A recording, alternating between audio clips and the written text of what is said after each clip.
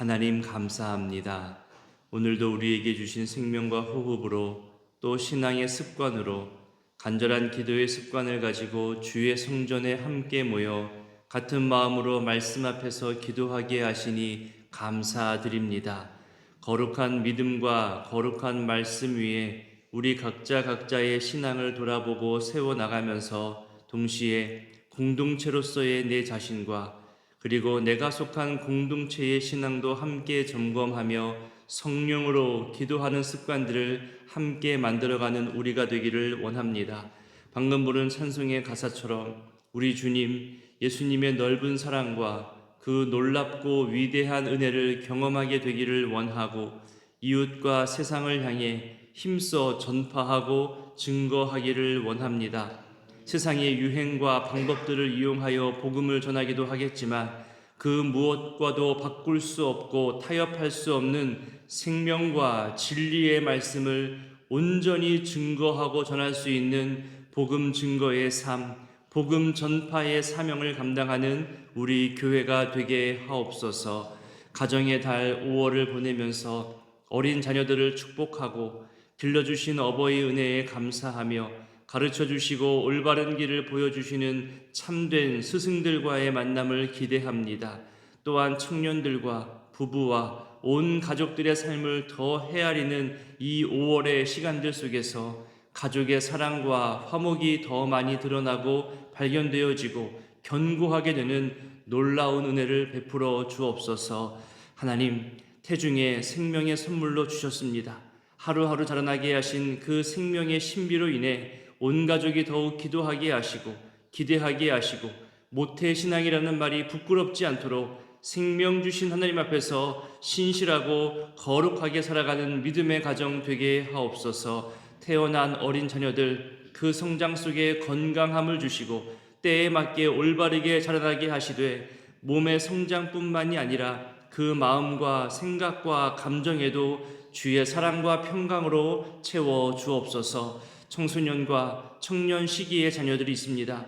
새로움을 추구하고 변화해 나가는 그 모든 성장의 시간들 속에서 올바른 가치관을 삶의 중심에 두게 하시고 어릴 때부터 보고 배운 성경의 이야기와 교훈들이 내 삶을 인도하는 나침판이요 기준이 되게 하옵소서. 세상의 가치와 과도한 입시 문화에 흔들리지 않게 하시고 올곧이 주님 주신 성향과 달란트와 꿈을 가지고 한 걸음 한 걸음 믿음의 발걸음 내딛게 하옵소서. 교회와 신앙과 말씀을 떠나지 않게 하시고 처음 경험하는 새로우면서도 즐거운 것들이 많아 보이는 이 세상 문화이지만 영원한 생명과 진리의 말씀보다 더 중요한 것이 없음을 알고 이 신앙의 자리에서 벗어나지 않도록 주여 이들을 보호하여 주옵소서. 좋은 스승과 친구들을 많이 만나게 하시고 또 때가 되어 즐겁게 일할 수 있는 일터와 평생 사랑하며 의지할 수 있는 믿음의 배우자도 만나게 하옵소서. 중년의 시절 그리고 노년의 시기에도 건강과 마음 무너지지 않게 하시고 주님 허락하신 생명의 날 동안 자녀손들의 번성과 교회의 거룩함을 바라보며 기뻐하게 하옵소서. 그렇게 한 사람의 탄생부터 성장과 배움과 경험과 만남과 나눔과 섬김의 모든 시간들 속에 예수 이름이 중심되게 하시고 예수 이름으로 힘 얻는 인생들 다 되게 하옵소서. 하나님, 인생의 여정 가운데 만남으로 인한 기쁨과 감사도 있지만 헤어짐으로 인한 슬픔도 있음을 보게 됩니다. 어제 어머니를 먼저 떠나보낸 우리 가정이 있습니다. 저 멀리 지방에서 그 장례를 치르고 돌아올 때까지 위로의 하나님께서 함께하여 주시고 가족들의 믿음과 소망과 사랑과 화목을 더욱 확인할 수 있는 시간들 되게 하옵소서. 이 가정이 교회를 섬기고 특히 미래준비국 교사로 함께 봉사하는 중에 있사오니 함께 마음 아파하는 모든 교인들과 신앙 동료들과 또 부서 선생님들을 통해서 하나님의 위로가 그 가정에게 전달되게 하옵소서. 오늘 그 위로가 필요한 자리에 다녀올 때에도 안전하게 다녀오게 하시고 우리를 위로의 도구로 사용하시는 하나님의 손길을 발견하게 하옵소서. 이번 주일 스승의 주일로 보내고 또 교사대학으로 강사를 모시고 말씀을 듣게 됩니다. 그 모든 교회 학교의 시간들과 가르침의 사명을 감당할 때에 하나님 주시는 놀랍고도 큰 감동과 감격과 감사를 더 많이 누리게 하옵소서. 오늘과 내일 주일을 준비하는 모든 손길과 사역들 속에서도 순적한 은혜를 더하여 주시기를 원하옵고, 이 새벽에도 주님께 나올 때 드리는 모든 마음과 예물 또한 하나님 기뻐 흠양하여 주시옵소서. 이 시간 말씀으로 함께 하실 성령님을 기대하오며 예수님의 이름으로 기도드립니다. 아멘. 오늘 말씀은 사도행전 3장입니다. 오순절 성령 강림 사건 이후에 사도들을 통하여서 기적과 또 표적이 많이 나타났지요. 그 수많은 기적의 사건들 중에 가장 많이 알려지고 또 놀라운 기적이라 말할 수 있는 것이 오늘 본문에 나오는 나면서부터 걷지 못하던 사람이 걷게 된 사건입니다. 그리고 이후로 이 사건은 사도들과 사내들인 공회 간의 갈등을 가져오는 그런 사건이 됩니다. 우리 3장 1절과 2절을 먼저 읽겠습니다. 제9시 기도 시간에 베드로와 요한이 성전에 올라갈새 나면서 못 걷게 된 이를 사람들이 메고 오니 이는 성전에 들어가는 사람들에게 구걸하기 위하여 날마다 미문이라는 성전문에 두는 자라. 기도 시간을 말하면서 이 기적 사건의 내용이 시작하죠. 유대인들의 기도 시간은 보통 하루 3번입니다. 오늘날의 시간으로 오전 9시, 정오인 12시, 그리고 오후 3시이죠. 어제 본문 끝절에 보면 하나님을 찬미하는 사람들, 구원받는 사람들이 날마다 늘어가는 그런 시기입니다. 정말 바쁜 시기죠. 사도들은 정말 바빴을 겁니다. 그 바쁜 일이 점점 더 많아져가는 시기임에도 불구하고 전통과 습관에 따라 기도하기를 힘쓰는 모습을 보여줍니다. 기도하는 분들을 만나고 또 그들의 삶을 들어보면 몇 가지 공통점이 발견되어집니다. 그 중에 하나가 시간과 장소를 정해놓고 기도한다는 거죠.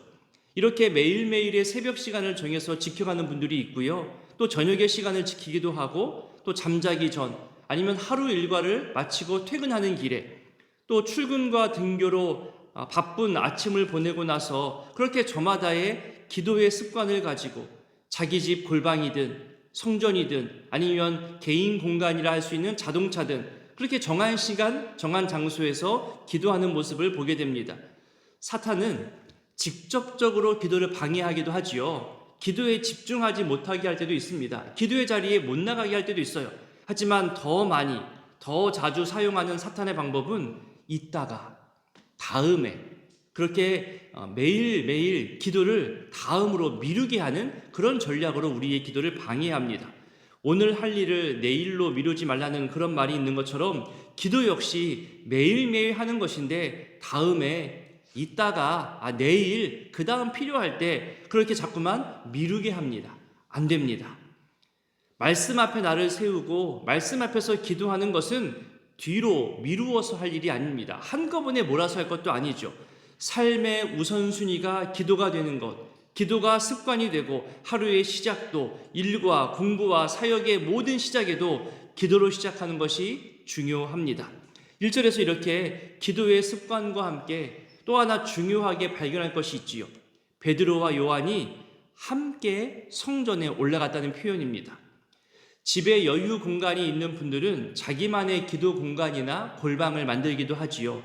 제가 신방한 가정들을 이렇게 떠올려 봐도요, 코로나 때 기도와 온라인 소통을 위해서 독서실 같은 작은 개인 공간을 만들어 놓은 그런 가정도 보았고요. 또 그 이후로 개인 묵상의 장소로 사용하는 가정도 보았습니다. 거실 식탁에서 읽고 쓰고 묵상할 수 있는 그런 자기만의 공간을 만들어 놓으신 분들도 있고요. 또 벽의 한쪽 면에 서서 읽을 수 있도록 높이가 있는 독서대를 만들어서 성경책을 놓고 또 성경 낭독하는 프로그램을 틀어서 또 듣는 그런 분의 가정도 봤습니다. 요즘 핸드폰에도요, 요즘 몇 걸음 걸었냐, 이걸로 걸음마다 하루에 100원, 200원 그런 어플을 깔아놓는 그런 핸드폰도 있지만 핸드폰을 볼 때마다, 핸드폰을 들을 때마다 새로운 성경 구절이나 간단한 한 줄 기도문을 뜨게 해서 그 2초, 3초 되는 그 시간에 짧은 성경 한 구절이라도 더 눈에 담아보려고 그렇게 노력하시고 또 핸드폰을 세팅해 놓으신 그런 분들도 봅니다. 새벽기도 오는 시간에 역시 걸어오면서 또 차 타고 오면서 성경 읽어주는 음성을 틀어놓고서 그렇게 매일매일 그날의 새벽 본문을 읽으면서 이 자리에 나오시는 분들도 있거든요. 오늘은 어떤 구절로 어떤 말씀이 있을까 그렇게 부부가 함께 또 개인이 함께 기대하며 나오기도 합니다. 뭐 더 소개하지 않아도 더 얘기하지 않아도 저마다 자기만의 기도의 습관, 기도의 시간, 기도의 장소, 기도의 방법들을 다 가지고 있습니다. 그렇게 혼자만의 시공간과 그런 습관도 너무 중요하지만 같이 하는 시공간도 중요함을 지금 본문이 알려주고 있는 거죠. 베드로와 요한이 그것도 성격도 전혀 다르잖아요. 예전에는 누가 크냐라고 서로 경쟁했던 사이예요. 한 사건을 두고 불같이 행동부터 앞서는 사람, 조용히 관찰하고 나서 행동을 뒤로 미루는 사람, 그렇게 어쩌면 케미가 맞지 않는 베드로와 요한인데 이 두 사람이 이제는 같이 기도하러 갑니다. 혼자서 기도하지 않고 함께 성전에 가서 기도하는 것, 성전에서 만나서 이렇게 우리처럼 함께 기도하는 것, 기도의 시공간을 함께 하는 것, 이것이 중요함을 성경 1절부터 오늘 알려주고 있다는 거죠. 혼자 기도하든 아니면 우리처럼 이렇게 수십 명이 함께 기도하든 성전에서 기도하든 또 집이나 사무실이나 개인 공간에서 기도하든 하나님은 어디나 계십니다. 어디서든지 우리의 기도를 들으십니다. 그런데 두세 사람이 모인 곳에 나도 함께 있다는 말씀처럼 교회에 나와서 함께 기도하는 것, 이것이 습관이 된 사람들이 우리 안에도 많잖아요. 그런 분들과 이야기 나누면 하루의 시작 시간과 또 새벽 또 마지막 저녁이나 밤 시간에 성전에 나오지 않으면 답답함을 말씀하십니다. 이 시간이 나를 위로하고 격려하고 내 가족과 이웃들과 교회와 나라와 민족을 위해서 세계 선교를 위해서 오롯이 하나님 앞에 소망을 두고 기도하기에 내가 성전에 나와 기도하는 시간 또 내 옆에서 함께 기도하는 사람들이 있다는 것이 너무나 귀하고 힘이 된다는 그런 말씀들을 자주 듣게 됩니다. 오늘 본문의 이 기적사건은 이렇게 기도의 시공간, 기도의 습관을 함께하는 사람들을 통해서 나타났다는 것을 기억했으면 좋겠습니다. 기적과도 같은 은혜를 경험하고 싶다면 오늘 말씀처럼 서로 마음 모아 함께 기도하는 자리에 나아오시기 바랍니다. 기도하는 습관을 갖기 위해서 새벽뿐만이 아니라 수요기도, 금요기도도 함께 하시고 또 밤낮으로 자기 기도 시간을 지키는 분들이 또 성전 안에 많이 있으니까요. 그렇게 서로 마음 모아서 교회를 위해 나라와 민족을 위해 세계 열방과 선교와 그리고 미래 세대를 위해서 함께 마음 모아 기도해 주시기를 바랍니다. 기도가 있는 곳에 기적이 있습니다. 이 2절에 보면 나면서 못 걷게 된 사람이 등장하죠. 원래의 단어 뜻은 이런 해석입니다. 어머니 배에서부터 걷지 못한 사람. 그러니 태중에 이미 장애가 생겼다는 것이고 태어나면서부터 그 장애 때문에 걷지를 못하는 선천적 장애인이란 뜻이죠. 그래서 다음 장 4장에 보면 이 사람이 언제 태어났고 지금 몇 살인 것을 말해주고 있거든요. 다음 본문에 나오겠지만 약 40세로 말합니다. 40년이 넘는 시간을 그렇게 장애를 가지고 걷지 못한 채 다른 사람이 메워서 이동시켜 주어야만 하는 그 자리에서 날마다 구걸하는 걸, 이것을 40년 넘게 해왔다는 거죠. 성전을 눈앞에 두고도 들어갈 수 없는 이 사람, 참 비참한 인생입니다. 다른 사람의 도움 없이는 살아갈 수 없고 그래서 다른 사람에게 부담이 되고 다른 사람의 희생을 요구하게 되는 그런 비참한 인생이었던 거죠. 우리 교회 안에도 장애와 질병을 가지고 오랜 시간 살아가시는 분들이 있습니다. 나이 들어서 질병이 생기고 불편함이 생기는 것, 그것이 자연스럽고 또 대부분이지만 또 우리 가운데는 어릴 때부터 또 젊을 때부터 어떤 사건이나 사고로 인해서 장애와 질병으로 매일매일 힘겹게 보내는 분들이 우리 중에 있습니다. 그럼에도 어떻게든 이겨내 보려고 주어진 삶의 자리에서 하나님 섬기고 예배하는 사람으로 그렇게 봉사하고 스스로의 신앙과 삶을 지켜가는 모습을 보면 참 대견하기도 하고 또 그를 위해서 더 기도하게 됩니다. 자, 이제 다음 구절 3절부터 10절까지를 읽어보겠습니다.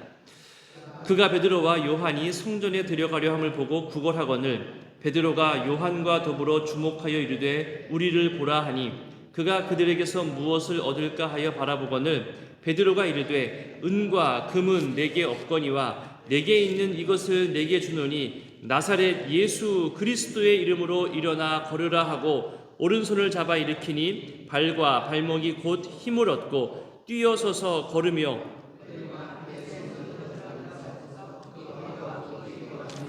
하나님을 찬송하니 모든 백성이 그 걷는 것과 찬송함을 보고 그가 본래 성전 미문에 앉아 구걸하던 사람인 줄 알고 그에게 일어난 일로 인하여 심히 놀랍게 여기며 놀라니라. 아멘.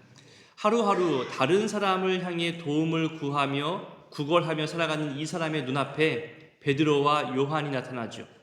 그 둘을 향해서 구걸하며 도움의 요청을 합니다. 사람을 보는 게 아니라 그 사람이 자기에게 얼마만큼의 돈을 주는가, 그것만 바라보고 집중하고 있는 거죠. 4절에 그렇게 바라본 두 사람이 이제는 이 사람을 마주보고 주목하면서 우리를 보라라고 말합니다. 저는 오늘 이 구절을 조금 더 많이 묵상했으면 좋겠습니다. 주목하여 이르되 우리를 보라. 바라본다는 것, 긍휼히 여겨본다는 것, 늘 이렇게 보는 것으로 기적들이 시작하죠. 성경 속 수많은 기적과 치유의 사건들을 보시면 예수께서 보시니 하나님이 보시고 바라보시고 긍휼히 여겨보시고 그렇게 보시는 것에서 은혜의 사건이 시작됩니다. 방금 우리가 읽은 구절들 속에서도요, 본다, 보라, 보고 계속 반복되는 단어가 바로 본다는 단어입니다.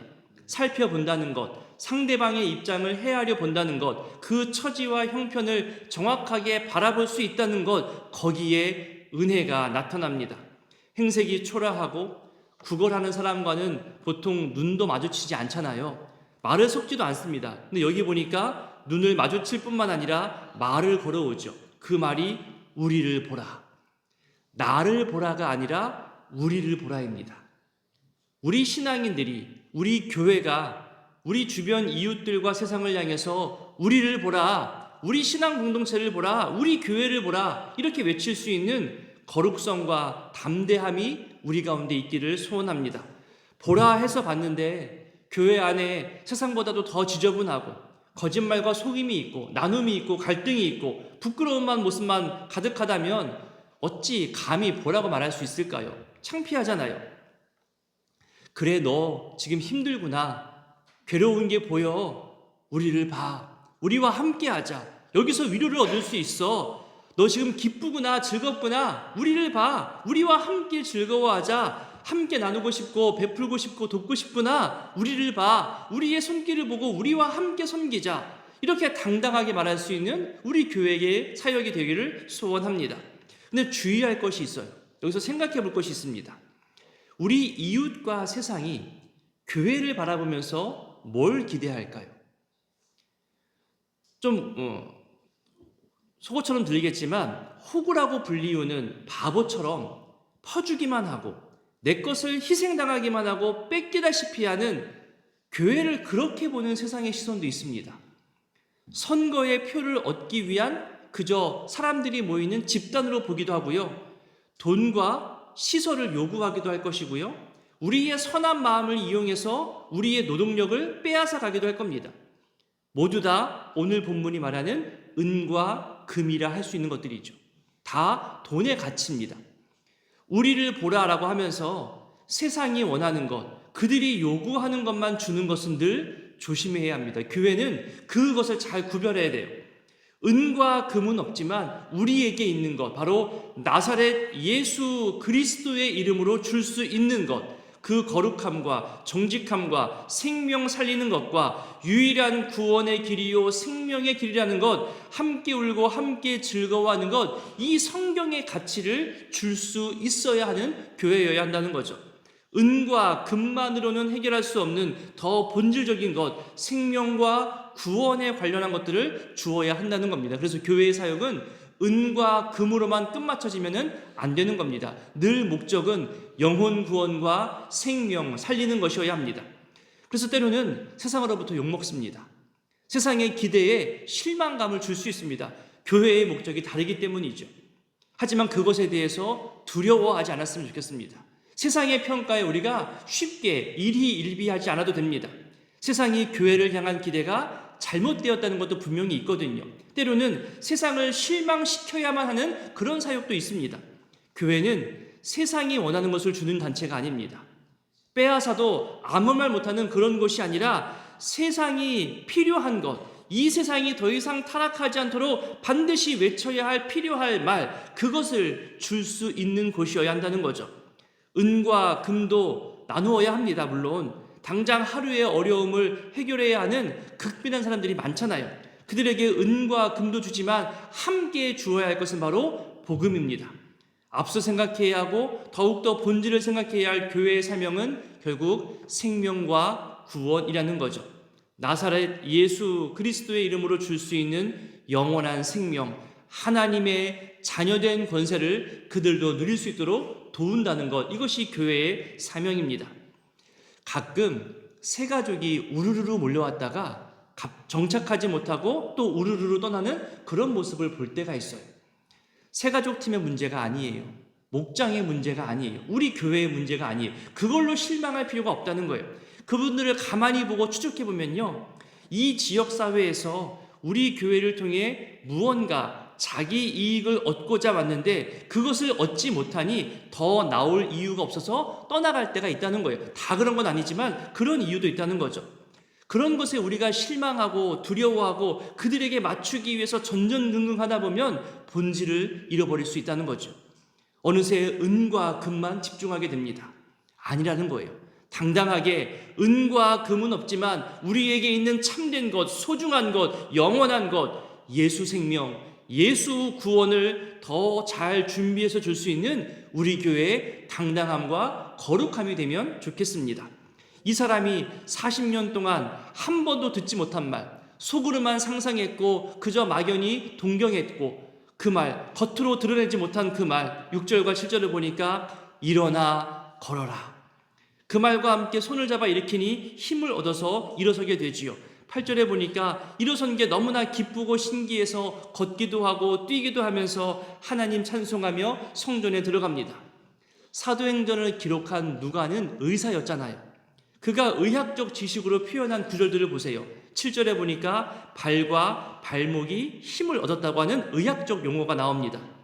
평생 사용하지 않았던 죽은 근육, 쓸모없는 힘줄, 그런 뼈에 이제 힘이 들어가고 움직일 수 있게 됩니다. 마치 에스겔에 나오는 마른 뼈 환상과도 같은 놀라운 기적이죠. 의사의 지식으로도 믿기 어려운 일들이 지금 벌어지고 있는 겁니다.